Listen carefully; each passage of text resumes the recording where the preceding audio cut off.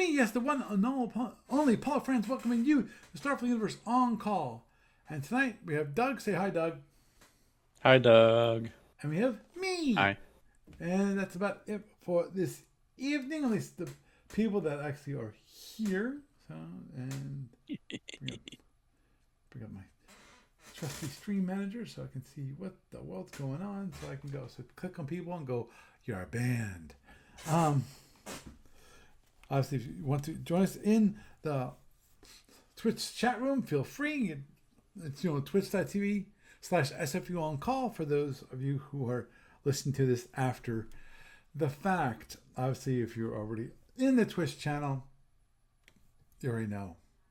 So, anyhow, tonight I was going to talk about the survey results of the 500 BPV survey, and some replies to those results, which Geoff replied to them, but I hadn't had a chance to actually look at the responses. So I'm just gonna leave it as I understood it. I think yesterday or a couple of days ago. I forget which. It's been a little while. So what I'm going to do is I'm going to switch over to that email. Okay. Okay. Don't mind me. And I'm going to switch over so you can see the email by this is Geoff Clark. What he said, what the format would you prefer? And got 45% of the people that said single elimination, and 36 for the respondents said round robin. And I feel like to me, I just read this a little bit earlier. The data and medicine, and I agree on this point, which is we kind of would like a round robin. Here's the problem. I particularly said no, and Dana said no. He said it would rather single elimination, just for plain simple reason, a length of time, because it takes so long to get a single game done. As I pointed out earlier when we were talking about the actual survey, that it really for us, we don't want the problem with any tournament, and I know Doug you'll agree with this, especially online tournaments, that is that the longer they go, the more you're going to have people drop off. And even one thing which Geoff is suggesting here, Geoff is suggesting a Commanders plus XO model. That is, each fleet has 2 people. Now, obviously, what that means 2 things to me. The problem with Commander XO model, in my mind, is one, that means you have a small number of people actually. Sorry, let's back up. Sorry. A smaller number of fleets that can compete. Because you can't have a commander, XO can't also be a commander of their own fleet. That doesn't work. So this means less, for the Commander XO model, that means less fleets that will be played. But you actually you should have an opportunity, as pointed here, which is that the Commander XO model is nice in that you can actually have one or the other player playing, which is I think a good thing. In other words, it should be able to keep the actual tournament going when it comes to the games themselves going at a good pace. They should be able to get together more often. If you just easily transfer the games back and forth, and it should be easy enough to do for people. Do you prefer to expand the empires available? Basically, a lot of people got 6 out of 11 said Andromedans. Second was but with 5 people, which was none. So they're planning on having the Andromedans. Now I'll get to that. I wonder who said let's put the Andromedans in. Well, I did, and I did not vote. I did not fill out the survey 6 times. Okay, just to let you know, I did not cheat. I did not tip my hand and say, come on, everybody, let's all play Andromedans. Though No one said you did.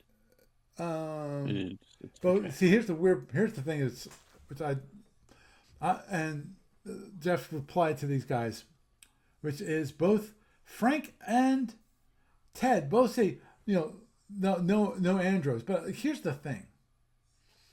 When it comes to Ted Fay said, oh, they break RPS tech matchups. I disagree. Because I really feel like the Andromedan fleets versus a Alpha fleet is there's the difference there when it comes to fleet games is that the Andromedans have their own issues. They can't, unlike in the tournament, they can't fly nearly as fast as they can in the tournament. Trust me, I've flown them. It's when it comes to the mothership can't go that fast, and you can't have your satellite ships go that fast if you want to take advantage of actually slowing it down so that they actually can be transported into the ship, because they have to be at going speed 10 to actually come back into the mothership. So I disagree, and I apologize for knocking on the mic because I'm sure you heard that. Oh, should we expand the fleet? Overwhelmingly, people said no, and I was one of those people that agreed. I didn't want it to really expand. Geoff said might give a little more commanders options, so up to 575 BPV, which is 15%. Which is okay. I can see that. Give more Lord toys. That's fine. But the thing is, overall, do you prefer to use the EW and Scouts? Overwhelming, yes. 10 people. And the survey results all said yes. Wow. And Ted Fay said, not only yes, but absolutely yes. Scouts are a very interesting part of the game and really add tactical depth. And same for Frank. He also said a definitive yes. Now again, I'm not sure if that's these 2 guys, Ted and Frank, if those had already replied in the survey, so their answers are already in the results. Well, if 10 people out of 10 people said yeah, then yeah, I think it's kind of obvious. I think it's a pretty good chance. When it comes to that one result, yeah, agreed. But when you have the Andromedans and you have the size of the fleet, those are 2 that like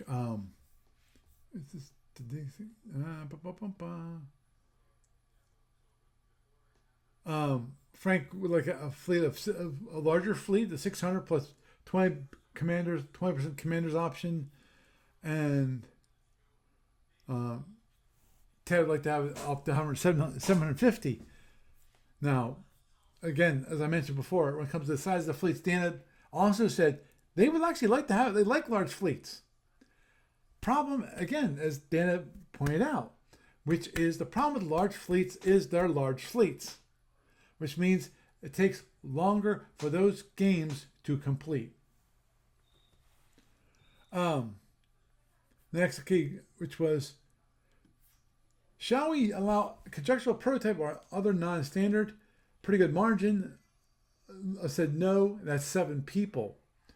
And so we'll not permit conjectural prototype or other non-standard units, which is fine. Now the fighters, what's interesting. Hydrogen may use fighters. Carriers got. What about other races? I disagree with 6 people. agree with 5, so it's mixed.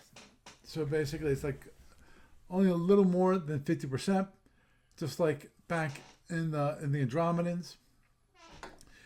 So basically, he's planning to let the Hydrants have as many fighters as they want. Basically, like 24, and Feds might get more fighters since they have like 12, since they lack PFs, which again I don't like. Outside of the Hydrants, I really don't like fighters when it comes to seeking weapons, as I talked about before. Other races will be limited to 8. So a light carrier with an escort will provide pretty much strong drone defense if you're concerned. I am concerned about the drones. Learners may use PFs, tenders, and so forth. What about other races? Agreed with 7, disagreed with 4. So players seem to be more open to PFs, and yeah, I can see that. You know, instead it will permit learners to have 6 PFs in a formal flotilla. In other words, they don't have to be the casual flotilla of adding PFs onto ships just via the links. Tractor means with the PF hookups. Yeah, the links. Links, thank you. And if they want to, an actual PF tender, if you want.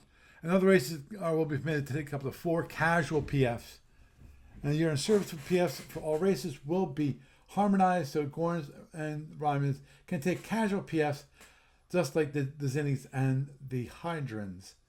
Now, map size. This was interesting. 8 agreed to go to shrink the map.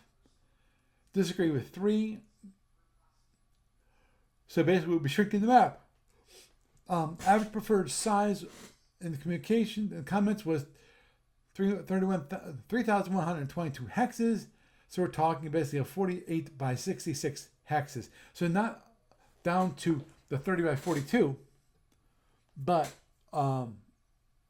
it's basically just a slight bit larger. Like it looks like a 1.5, basically. It's having double the map, 1.5 each way. Obviously, it makes 3 times the number of hexes, which is always interesting about doing that kind of multiplication. And there's a scale 15 format was open space. Are your favorite in adding terrain? Overwhelmingly disagree with 9 people versus 2 people, and he talks about that we might develop an admiral's role to maneuver. I'm not sure who would roll. That might be the GM, I would think. So basically, people prefer open space and don't want terrain. I personally want terrain, but as we went through the survey previously, you know my opinions on that. Both. It could be interesting in a campaign, right?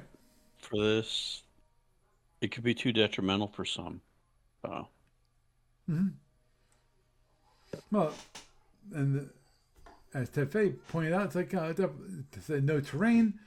Terrain breaks RPS issues, and Lord knows we can't break the RPS. Jeez. And harms some empires more than others. Particular plasma with lock-on breaks. That all depends on the size of the terrain and what kind of terrains it is. You know. Yeah, but it's such a huge extra variable. Right. Understood. And you've got a thing that's going to take forever as it is. So. Right. Oh, understood. Right. See that with Dana, he said he prefer, as I mentioned, he preferred a round robin, but like a battle. It's like battle, but again, that's why he said no. Just reiterating that. Yeah. Geoff talks about the concept of a round robin and what would be. So it's this thing rather than each and every other fleet playing once a true round robin. You are just randomly matched up with opponents, and you got a certain number of weeks to play. You score a baseline number of points just to show up and participate. Turns completed. And then, of course, you score points damage, destroy, and force disengagements per normal VP rules. Victory. Point. If someone cannot play due to real life issues, the person who is left hanging scores some points, something around disengagement of all the opponent's forces, so forth. But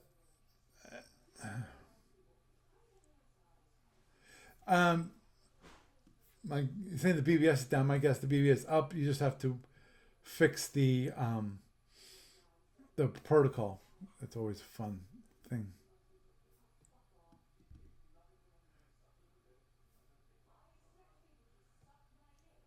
Yeah. I won't do the BBS. It's like, Matt, really? Yeah, because... What's he saying? It's kind of hard for me to see the text on this. Sorry. Yeah, I know it's really small.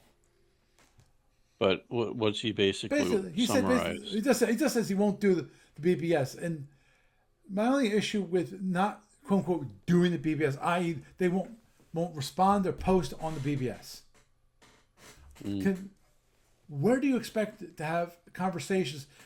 Because the issue with email as a medium for conversations, when it comes to a group of people, that's fine if you're going to be very insular. But if you actually want to have people outside of your little group to see the discussion, to have openness and actually have an opportunity to maybe draw other people in, email is a really bad format. Well, yeah. Yeah, you really should do it on a BBS type of thing. Right. If you want to have it as an open thing where other people can chime in, yeah. Yep. Exactly. I totally agree with you on that. I mean, yeah. Oh, I know. I understand it. I understand people's issues with Facebook. I understand some people's issues possibly with Discord. But the BBS, really? Well, the only issue there is I could see some people maybe having an issue with like the casual coming in or the person not invested throwing gas on the fire and stuff like that. But on the other hand, they'll throw on the fire. They'll be kicked out. yeah, but the other hand is like I can't see why not if you want to discuss something and you want it to grow, maybe. Mm-hmm. If you want to get other people in on it, just the fact that there's some kind of a discussion there about it for those interested enough to go look it up. Right. But I couldn't see just confining that to, to literally an email chain. I mean, if it's like one or two buddies, maybe, but it's like if you want a group of people, no. Seriously, you need to have that on a BBS where people can go look things up. Was it Greg? Yeah, Greg Flush is, why don't we have a coalition versus alliance kind of thing? It's like, no. No. So now that your survey's over, I have a random thought for you. Shoot. Aside from tournaments, have you ever considered like just running special events? Like, we're going to run mini campaign X. And whoever wants to participate, well, here's your assigned part of the participation. Mm-hmm. Well, there are other campaigns that are running, like Frank's AB2 campaign. I forget if there's any others running at the moment. The problem is that they're pretty hidden when it comes to getting people involved in the tournament and know what the status of tournament. I meant campaign. and overall, what campaigns are being run. Obviously, I would love to have people more open about campaigns and and so forth. Mm-hmm. I'm not sure if there's anything I can do about that. Um, Except for obviously encourage people, especially given that if they could be more open about it, then I can possibly point people towards their campaign, especially in the, when they sign up for SFP Online. Okay, you want to be involved in a campaign. Instead of sitting around, and hoping to get someone to play, the game to play. Hey, join this campaign. You can be a captain in the campaign and help them complete the number of games that they have to complete for that campaign turn. So, who was it? Oh, crap! There was this one campaign I kind of liked, which basically it was, I forget who ran it. It wasn't Aaron. It wasn't Aaron Staley. Aaron Staley had the Void War campaign, which didn't turn out so good just because of he wanted it to complete in a certain at a certain speed, and that doesn't quite work when you actually want it to be resolved using actual SFP ships.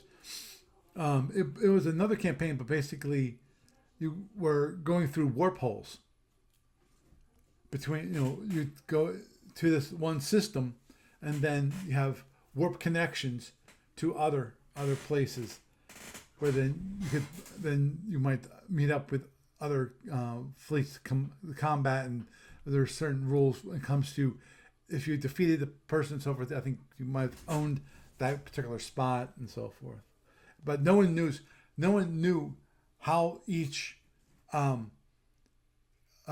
system, how the warp ports connected to the systems.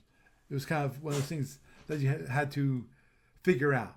You had to kind of map and so forth. Which overall, I like that idea of having to run from point A to point B and so forth, and discovering how things are connected. Mm-hmm. That's kind of, as I said, that's kind of those neat things when it comes to Star Fleet Warlord. That each sector, you don't know what's in that sector until you go visit it, and then you can do a scan of it. So it makes things a lot more interesting. Sorry. Oh, come on. Sorry, I just wanted to check the score. Yes, the Yankees are beating the Red Sox, and I'm not happy. Don't mind me. If I look down my watch, you'll see it. Right now, at the bottom of 6, the Yankees are winning 4-0. I got a bad feeling that the Yankees might go on to the next round. Grumble, grumble. Aw. I want them to lose. Well, that's what they get paid to do. I mean, yeah, they get paid to play. Exactly. And the thing is, I was watching the inning of the Red Sox's fall, and basically the problem is that the pitcher, I don't know what it was. I think the problem is that the pitcher he seemed like he didn't have much action on his pitches. So this one after the other, the Yankees kept on getting another hit, and that's why they scored 4 runs in the one inning. And then they got a reliever in and shut it all down. Which my guess is I think the manager's Cora. I think that's right. He was hoping that it was a rookie would pull out, and then he wouldn't have to replace him with a reliever. But hey, this is, I think you should have pulled him earlier. Of course, the problem is that to pull him earlier, you also had to have your relievers already available earlier, and I don't think he had anyone actually moving until he started getting into trouble. and it takes a while for relievers to warm up. So, anyhow, um,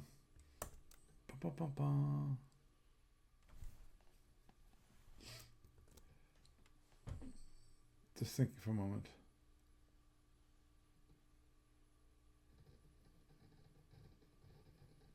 Obviously, when it comes to Star Fleet, just as I brought up Star Fleet Warlord, Star Fleet Warlord, has been going good. We got 3 games going, which is around the pace I want, especially given that one is the standard game, and the standard game gets run every single week, versus the Die Hard games, which get run every other week. And that's going well. It's people enjoying. I'm actually trying something new. I'm not sure if I mentioned this last week or not, or last week. Yeah. Oh, reminds. Oh, well, okay, let me finish this thought first. I'm pretty sure I mentioned it last week that I'm trying something new because I'll have at least one player complaining, maybe actually a couple complaining on Facebook, because that's the main group gathering place. There's a few people that are not on Facebook, so I always have to remember them when it comes to communications. But the people complaining that, hey, people keep on getting in their turns late, and it's like, yeah, they do. So I'm trying something new. In that, I'm still not requiring, as in the due date is the dead due date, as in you have to have your orders in by it, or you are skipped. Haven't not gone that far yet. I'm like, first steps, baby steps first, which is I'm changing so that basically in Star Fleet Warlord, that I'm planning on sending out reminders that there are turns due on Saturday. I'm sending out a reminder on Friday. I might actually right now. There's at least one person who got confused because I sent out a reminder and he thought it was the one reminder I send out, which is if you get your turns in late, I send you a reminder. Hey, your orders are due, and they're due.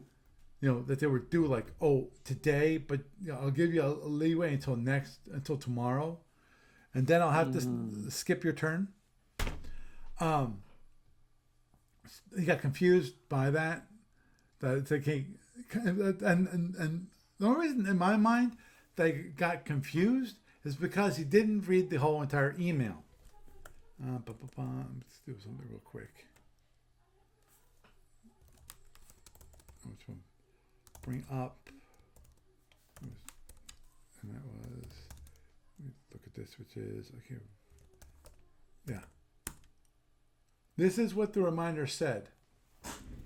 This is a reminder that your turn, in this case, this is Die Hard 59, is due tomorrow by 9:30 p.m. Eastern Time. If you already sent in your turn, thank you. Basically, it's just a reminder that it is due tomorrow, versus my normal, hey, it's late. Where is it? Let me just bring it up. And this, which is just a reminder that you need your orders in by tomorrow. I give an actual date and so forth. Mm-hmm. So I can understand the confusion there. But actually, I probably need to change that message to remind them that when it comes to the second one, which is a reminder that they'll do tomorrow, and if you don't have it in, your turn will be skipped. That's I probably should change that. That's a little bit. Okay, no, that's me. Not work. Pause. Which would be. There it is.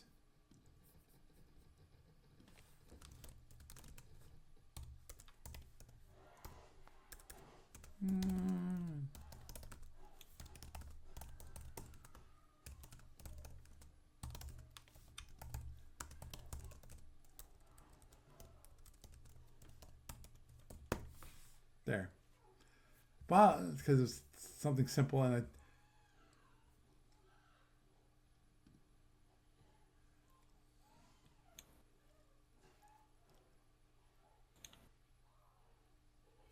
okay.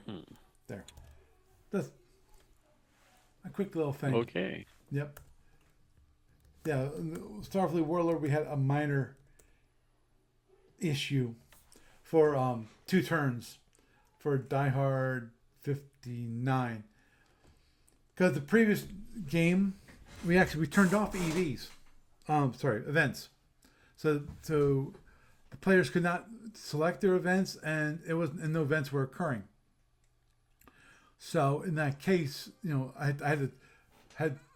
are certain things within the engine I have to turn off or enable, depending upon the thing. It took me 2 turns to finally get through all those settings.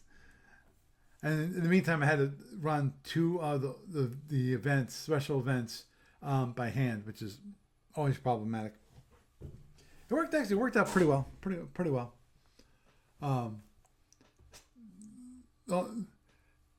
For those of you who play Starfleet Warlord, just a reminder, there is no such thing as can you correct the issue and rerun my turn.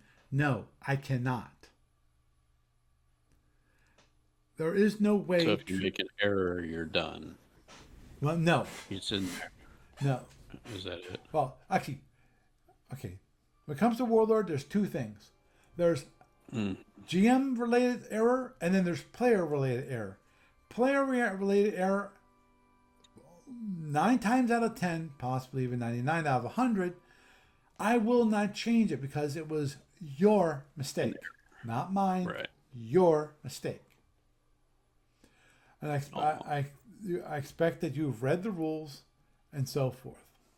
Oh, okie But if it's a GM mistake, which happens every once in a while, in that I might, especially for those people who basically hand me their orders and say, hey, I want you to enter my orders, which obviously costs you more, but, invariably, I will enter in a order incorrectly.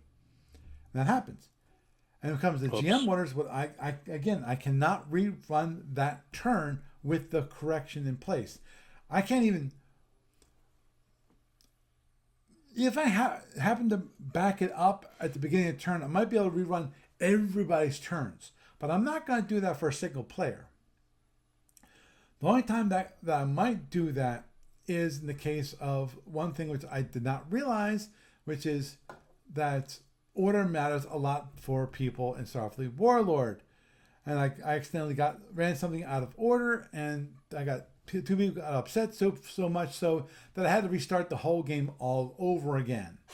And I had to basically give people free turns for the first 3 turns because I goofed. Because it was an accident. I missed running that person's turn in the proper place. So, but for those times where I made a mistake, I will be happy to correct things as much as I can do. Realize the one thing about Starfleet Warlord and the way it is currently played, for those of you who are old veterans that have not played in the past 10 to 15 years, i.e. when I have been in charge of running the turns, running the game. There are sometimes I can try to fix things, or sometimes I will not be able to correct them to a certain fashion. For example, there is one time I did accidentally type in the wrong position for a ship to go to, and the ship died because they went to, I think, like a variable pulsar, and it destroyed the ship. It's like, okay, sorry. So I had to recreate the ship, but if hadn't been that has some issues possibly if there was a fleet conflict that you basically ran into another player without that ship because of it, it died. you know, or you didn't have an encounter because of the fleet died because I ran it into a pulsar, a variable pulsar. So there's only so much I can fix. That's why I to this day, I encourage as many people as possible to actually enter in the orders themselves. That should resolve some of the issues, because the aid will overall does a pretty good job. Not perfect, I'll admit it's not perfect, but pretty good job of verifying your orders and verifying your movements. Now, as anyone who's used the aid knows, the one thing that it does not do and can't do, which is if you're going through a Stargate that transports you to another location, the aid doesn't know that. It doesn't know that there's a Stargate. You're going into a Stargate and then your movement will go to another location. So it will automatically at that point say, from when you go from this point to this point, that movement is invalid because of when you moved into that one hex, you got transported to a new location. Now, from that new location, when you move, it's a valid move, but the A doesn't know that going on to the next pulse, that movement that looks like to the A that it's an illegal move, is a legal move. So just a reminder when it comes to aid. Aid is there to help you, and obviously, if you have any questions, please feel free to give me an email. I'm doing my best to improve how I've worked with the email within the context of Star Fleet Warlord, because in the past, I did overall not good, and I'm trying to improve. And that was previously I leave all of the orders that got the turns that got sent to me in my inbox, and then sort them on Saturday, and basically on Saturday when I'm actually going to be processing them, instead of going through the email, trying to keep up with the emails during the week. I'm trying to do that now. I've actually got now a mail folder for each game, which is basically called Got 'em, which is basically if I get a turn during the week, I will then take that email and put it in the Got 'em folder for that game. So I can then filter out everything that's not actually a game turn, the actual orders for that turn, put them off to the side, and so I can more easily see any questions or any problems that you have in either a current game or have a question about the game itself. Which just reminds me of, there's a new/old guy, veteran as in he's played the game before. And that is, he had it in his brain. I don't know why he had this in the brain.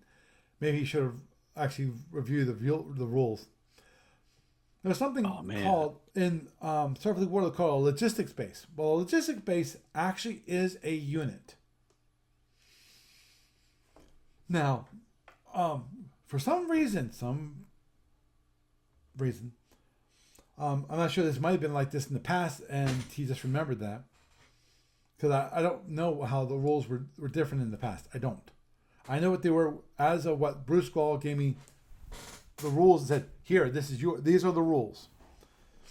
And that is that he thought you need to put a logistics base on a site before you can fortify it. No, that's not the case. A logistics base is a unit that cannot be on a site. If there's a site, minor or major site, you cannot put a logistics base there. It has to be basically an empty hex, or at the very least, has to have an empty point terrain. Empty space as the point terrain. And with that empty space as the point terrain, you can add it there, or obviously if it's empty as in empty space, empty space in both point and area terrain. So you can put a logistics base. Well, he got confused about that, and I was able to explain to him, hey, according to the rules, and I quoted the rules, that you can't put a logistics base any place where there's a site, and that includes those. I'm sorry, can't have anywhere where there's point terrain, including those that are minors, are basically sites themselves. So that was that problem. And then he asked me about the fortifying the site. I said, yeah, you can fortify any minor or major site. You just fortify it, using the fortified site command, FS or FA, which is fortify all, which is interesting. It's an interesting command in Star Fleet Warlord, just because of fortify all gives you basically a way of fortifying a lot of sites at one time, but it's not, you can't just select, this, but you can put some parameters on it so that it only fortifies some of the sites and not all the sites. So, it's a neat command, and it can save you if you want to fortify a lot of sites at one time. So, just out of curiosity, shoot, are we done with the survey? Yes. Okay, just making sure. Mm-hmm. That's why I went. So you covered all the stuff in the survey. Yep, that's why I went off to Star Fleet Warlord, because that's one thing I did have. I've heard some complaints about for Star Fleet Warlord community that I don't talk about Star Fleet Warlord. I figured. Okay. Sometimes I talk about Star Fleet Warlord, and that's one thing I have been doing. For those of you who haven't noticed, which is I've been trying to introduce, at least as part of the news section, a update on Starfleet Warlord with every single week that I have a news portion, so that you can, so the Starfleet Warlord is not completely hidden. Obviously, another game that you don't hear much about, of course, which is Federation Empire. I don't play it. Most people play Federation Empire. If they play it online, they play it using Cyberboard, which is a Windows app that you can trade back and forth. That, which is kind of cool. I've seen it. It looks kind of neat. I don't think there's any vassal things for that. But yeah, but again, you won't hear me talk about that very much. Just like Starfleet Battle Force, I rarely talk about that. But of course, I don't think when it comes to size of game, people who play the games, I think Starfleet Battle Force is probably one of the smaller ones. Probably smaller than Federation Commander. That's my guess.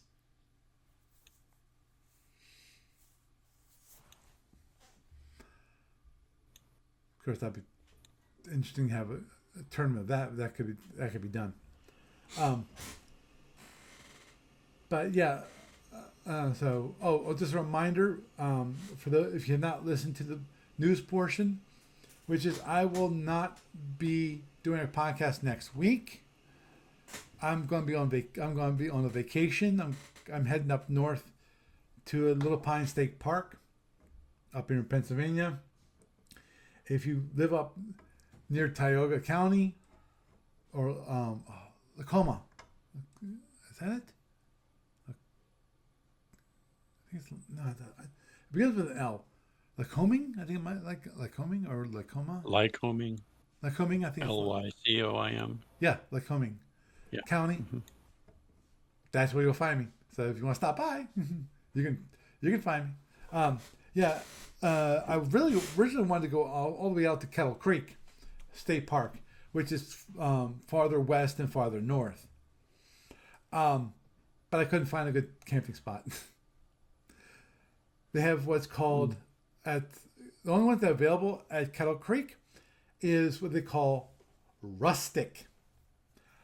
To those of you who don't know what that term means when it comes to camping, at least for that campground, rustic means is that, okay, you've got your power, you can get power, you can get electric. There's no outside facilities for showering or the bathroom. So if you have an RV or a travel trailer that actually has a bathroom, you're good. If you don't, you better have a portable porta potty. Which in theory I could get, but I'm not quite Hey, sure. there's always the hardware store. Go get your shovel. I don't think I can do that at the campground. Um, but I understood. Actually, I do have a trowel. I do have a trowel which I keep in my camping pack as an emergency kind of thing. That if you need to, you can dig a hole and you poop in the hole. That kind of thing. I'd like to avoid that if at all possible. But anyhow, yeah, because all the more modern ones, they're all taken for the week. It's like, you gotta be kidding me. I really wanted to go there. Just the one campground I like the campground. It's really nice. In that you can park your trailer like right next. You can have it so that you park your trailer, walk out of your trailer, and boom, you're right there at the river. Which is awesome. And for those of you, I'm sorry, for those of you who don't live in the Northeast, or Midwest and Western part of the United States, sorry, unlike the Midwest and the Western part of the United States, when it comes to there's not much BLM land around. The whole idea of boondocking is in short supply. Most places that you camp are on, in state parks or are privately owned campgrounds. Personally, I don't like the privately owned campgrounds. They're fine if what you want to do is to have a nice trailer, bring it, and then because there's some trail parks that they're really great because you can bring your trailer, park it, and then they have swimming pools and so forth. They got all amenities which are great for a family. But that's It's like being in a hotel, right. except you're the hotel. Mm-hmm. Exactly. Honestly, I don't like that. I mean, if I'm camping, I want to be camping. I want to go out in the woods. I want to hike. I want to be exposed to. Actually, the one good thing about Little Pine, which we found, and actually, I before I got online, the reason why I was running a little late today, I shouldn't have done this, but I did it anyway. Which was I got sucked into the rabbit hole of Little Pine State Park, their map, because I remembered the one time, the first time we went there, we were driving around just checking out everything, and they actually have archery targets. They have a whole archery range there. It's like, where is this? I looked at the map, where is it? I can't find it. Then I found it. It's like, oh, there's the archery range right there. Okay, cool. Which means if I want to, I can bring my bow and shoot some arrows. Hopefully I won't lose any arrows. That's the biggest problem with outdoor ranges. I have a tendency of losing arrows. And arrows aren't cheap. Now, some are cheaper than others. I've got these, actually they're in here. They're in this thing.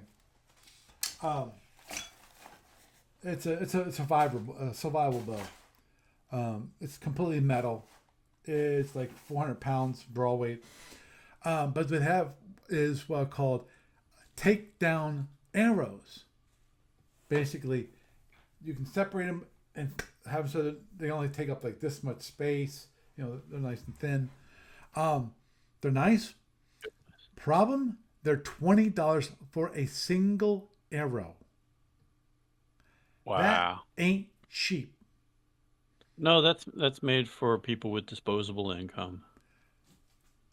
Those are people who like portability more than they like money. Yeah, disposable income. Yeah. Very much. Yeah, very much so. The arrow isn't that expensive. The bow is not that expensive. I forget how much. I think it was like 200. So it's not too much for a bow. That was one thing. I've actually considered that as a hobby. Mm-hmm. I've considered the possibility. Every great once in a while, I get this hankering to like set up a wood shop and like make bow. Mm-hmm. make bows and arrows. Yep. Be Just to careful. do it. Be careful. There's a guy, Kramer. He stopped making these videos on YouTube, but he made them for years. But and actually has a book that you can get that shows you how to make bows. You know, Yep. and this is a guy who made bows back when in his younger years, like 14. You know, the first bow he made sucked. You know, but Yeah. he did this purely out of passion for doing it. Didn't have all the he had barely the tools. The tools he used were kind of rough, but he was able to do it with the tools he had. You know, obviously later on, you know, now he's got a little more disposable income. He's able to get all the nice tools that he can use to more quickly create a bow. But he, you know, and he's made a lot of videos on that. And so if once you can do that. Actually, I bought his book just because I want to read about how to make a bow. I don't plan on ever making a bow myself because I don't think I have the skill to do it. Because the biggest thing for me, yes, this is archery today with Paul, and that is right. This is the scary part right here, the handle where you actually hold it. That is the scariest part for me. My biggest concern. Give me a sec here.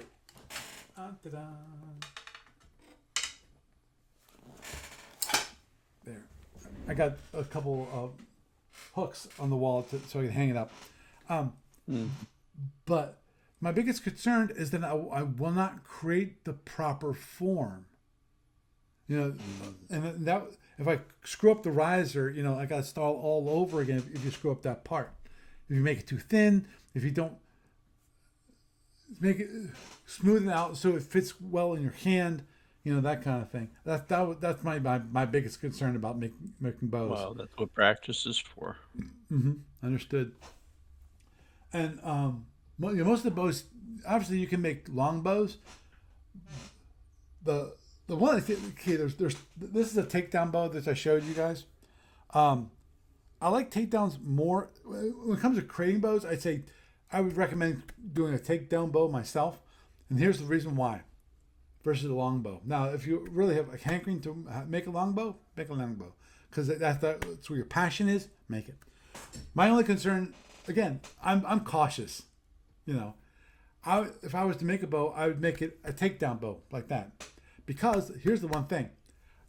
If you screw up the limbs, you can throw the limbs out and you can restart everything, but you might still have a perfectly good riser to hold the limbs. Versus, you know, if you have a long bow, which is all one piece, and you screw up the limb part of it, you are screwed. You gotta throw the whole thing away. It's just kindling at that point, you know. Of course, the Kramer did some crazy things, like he made a bow out of skis. Not really good bow, but he made one. It's like the whole idea of can it blend? You know. But you know, definitely, if you want to, you can look for Kramer on YouTube, and he's great. These days, he's into like 500-mile long runs. He's been running for the past 4 years, and he's been doing these crazy runs. But to get to that point, he actually, you know, got in shape and so forth. It took him a while to do that.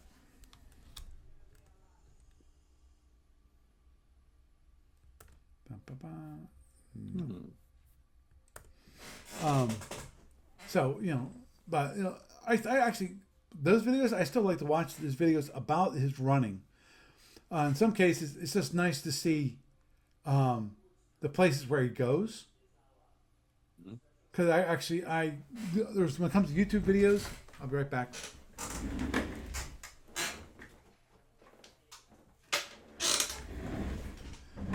when it comes to YouTube videos, the one thing about YouTube video, cancel. About the YouTube videos I watch, some of them are, a lot of them are about hiking. There's two people that I got one was called Where's Wiseman, which also has Teardrop. They're currently showing some videos from, they did a cruise, so that's what they're doing now. But before that, they a lot of times they show camping. They boondock on the West Coast. They live in Washington State, which is cool. And the two I watched do hikes are Nikki Rosenthal and her cousin Sarah something. I forget her last name because I remember Nikki Rosenthal, her last name, because of that's part of her shtick. In that at the beginning of her intros, she says, "I'm Nikki Rosenthal," while Sarah never says her name. I remember it from the actual. Berkowitz. That's it, Berkowitz. And they do a lot of hiking, and they live out. Nikki Deventhal. Sorry, actually, it's Deventhal, not Rosenthal. Sorry, Deventhal. She used to live in a car and roam around. Do a lot of YouTube videos, and most of those YouTube videos were her hiking, or doing daily everyday tasks. Right now she's actually earned enough using YouTube and other formats, other things, so she actually has now a Sprinter van where she lives in. So now, but Sarah, she still lives in her car, and it roams around and so forth. She does other work other than YouTube videos to live off of, and she'll go visit family and stay there and so forth. So she's got a support system in place for that kind of thing. So, and she's Sarah just graduated from college like 1 to 2 years ago, and she said she didn't want to get a job right away, so that's why she's doing this. So kind of nice, I like watching the videos. They're kind of cool. But where is it? Show more. Yeah. Kramer Emmons. It's I'm going to do this real quick. For those of you, this is the guy. Kramer Emmons. This one here is kind of a transition video. I think let's check. I'm pretty sure that he transitioned. Yeah. This video here, this is running to the top of Pikes Peak from his house, which took him a while. He doesn't always run. Sometimes when he gets up on like Pikes Peak, he'll actually just kind of fast hike or slow hike. It doesn't have to be actually running the whole time. Mm-hmm. Yeah. So basically, he just films going on walkabout. No, he actually does runs. So there it is, 55 miles. His other YouTube channel, 55 miles, that he's done. Right now, he's only done 4 videos, but I watched every single one. And they actually now, 55miles.com is it's a brand of product to help blistering and chafing when it comes to running or hiking. Cool products. He originally created Shattered Archery, who because he was really into archery, and he actually originally partnered with his brother, and now he basically sold his part of the business to his brother, and his brother now owns Shattered Archery himself. And actually, I got a bow from them, and which broke after like 10 pulls. Well, it happened, and they were more than happy to replace it. Actually, I emailed them back and I went, guys, look, I'll send you back the whole thing because that's what you asked me to do. But here's the thing. If you just want to basically send me back the riser, and just with new limbs, I'm perfectly happy with that. I'm not gonna ask for a whole brand new bow. You just give me new limbs, and I'll be fine. Actually, I kind of prefer it that way, because of one of the things that I had to do is on the rest, the arrow rest, had to put some calf, not hide, kind of fur. It still has the fuzziness of it, that you put, so that when you put the arrow on it, it just slides right off. I already did that. It's like I don't want to do that again. It was a pain because the double-sided tape they used. I'm not sure if they used it or the way they made it, but yeah, that was a pain. I didn't want to go through that again. Took me a while to finally figure out how to get the double-sided tape off it, but I did. But anyway, and they said they might.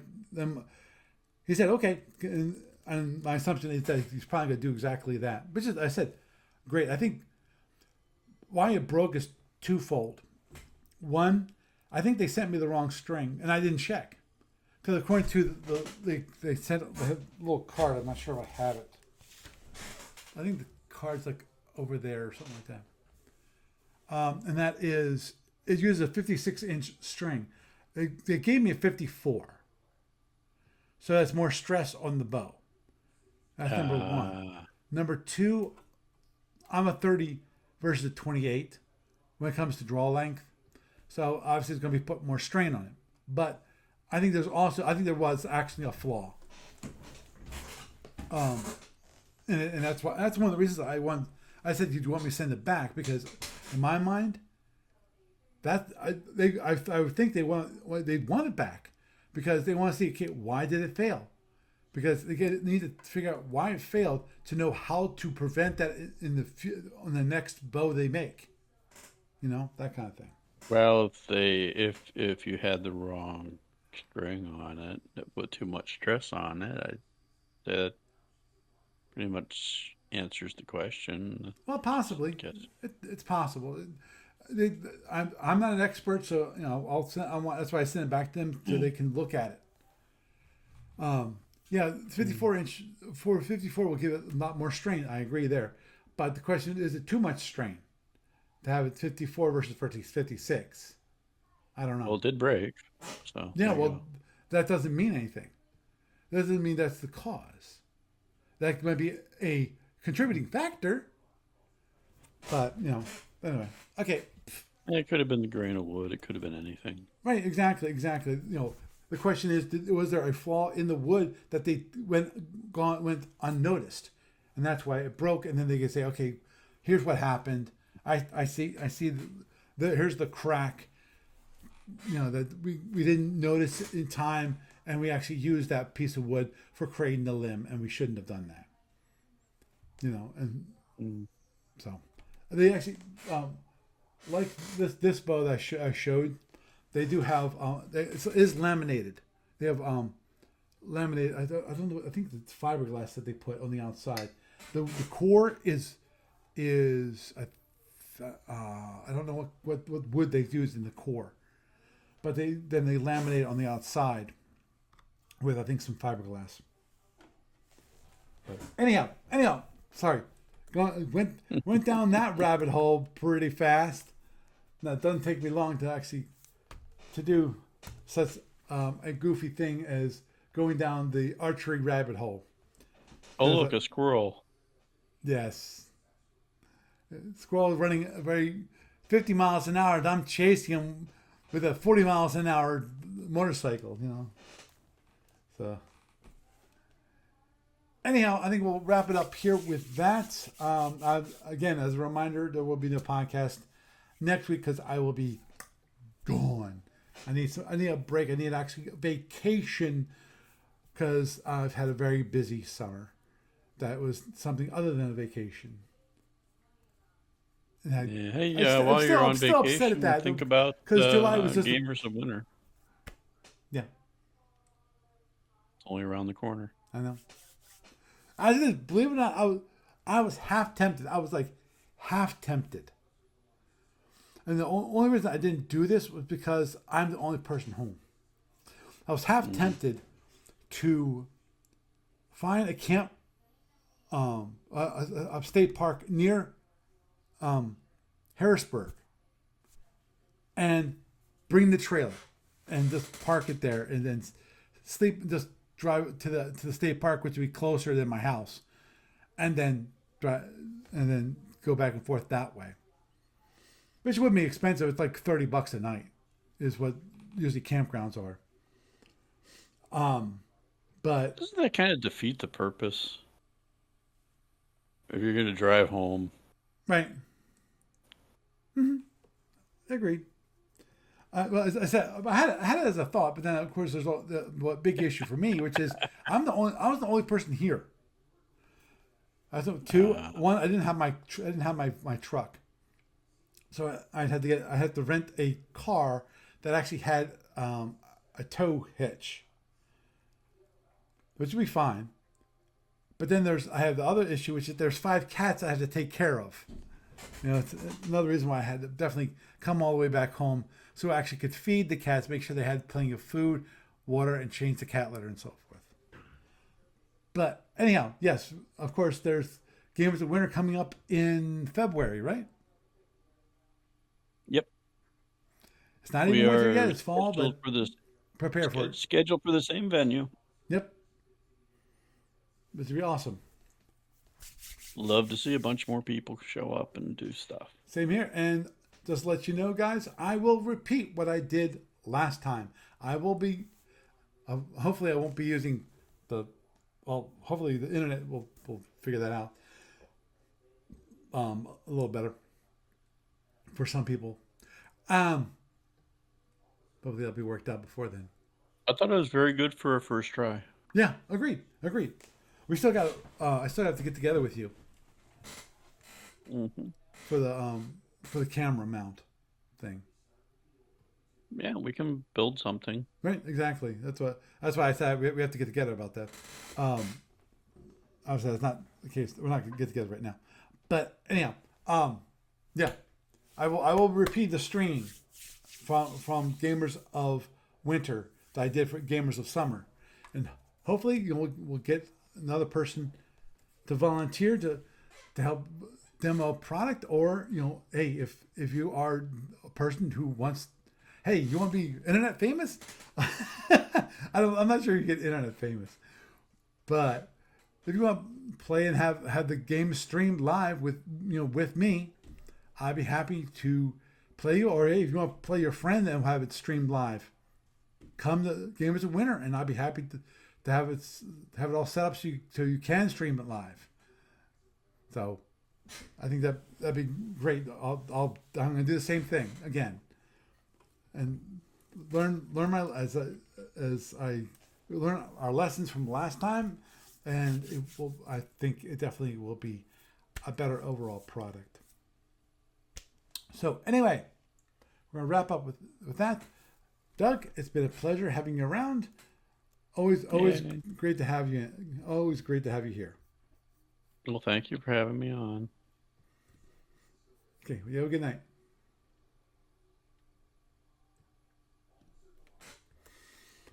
So, friends, neighbors, enemies, something like that. I got to talk about the survey results and some thoughts about that. Obviously, went down the sidetrack of archery. Sorry. But obviously got to talk about Star Fleet Warlord. And I'm not sure if Star Fleet Warlord interests you, and I'm hoping that at least gets it into your brain that maybe you want to join up, might want to play some Star Fleet Warlord. Just to let you know, the place to go for Star Fleet Warlord is not starfleetwarlord.com, though I do own that, and I got to check to see what I did, if I did with that. Currently, the website actually is playbyemail.com. Sorry, play-e-mail.com. Actually, there's a whole story why I don't have play-by-email.com. There's a story behind that. But that's not for now. So with that, I am Paul Franz, and I bid you a good night.